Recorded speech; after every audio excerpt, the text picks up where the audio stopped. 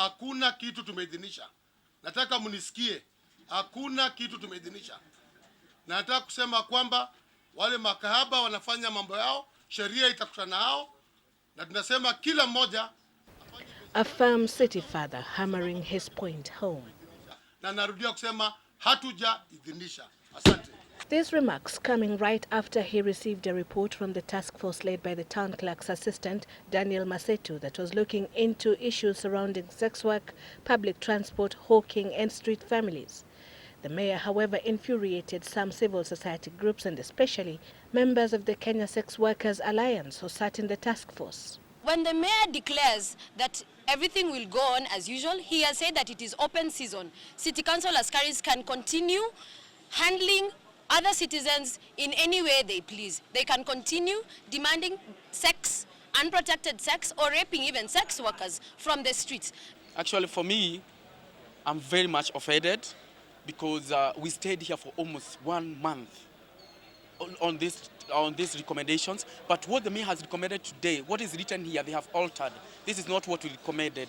What the sex workers wanted was for the report to decriminalize sex work, not necessarily legalize it.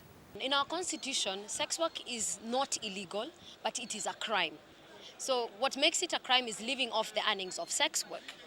So one of the ways that we challenge that kind of clause within the law is if there are two consenting adults of legal age who are exchanging sex for gifts, favors, or money, there is absolutely nothing wrong with it. In fact, despite being a crime, sex work is so prevalent in the city, as the task force found out. Its survey indicated that approximately 7,000 sex workers operate in Nairobi every night. Each of them apparently has an average of 3 to 4 clients. This translates to between 21,000 and 28,000 sexual activities under the blanket of darkness in Nairobi City. But even after daybreak until sunset, sex work continues uninterrupted in various premises across the city, and especially in registered and licensed massage parlors. The committee describes this as a growing pandemic that needs to be addressed urgently, especially considering that sex work is one of the major drivers of the spread of HIV and AIDS in the country. To better handle this controversial business, the task force recommends that the police and council officers should make the arrests of suspected female sex workers in the company of female officers. This would cut down incidences of sexual harassments as alleged by the sex workers. It also recommends that the police and council officers should undergo sensitization programs on the Bill of Rights. Our issue was, if you are going to arrest sex workers, arrest them nicely, in a humane kind of way. Do not beat them up.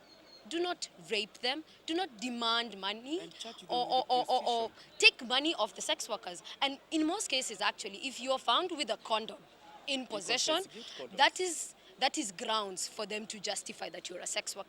Further, when a sex worker is arrested, the suspect should be taken to court and charged as per the law. Most of the time, the charges that are laid on sex workers are loitering with the intent. So how does a court of law prove your intention? Or sometimes the charges are vague, drunkard and disorderly, and maybe you are not drunkard and disorderly. The task force also recommends that police and council officers accused of harassment should be suspended pending investigations to avoid interference with the due process of law. Sylvia Chibet, Citizen Live at 9.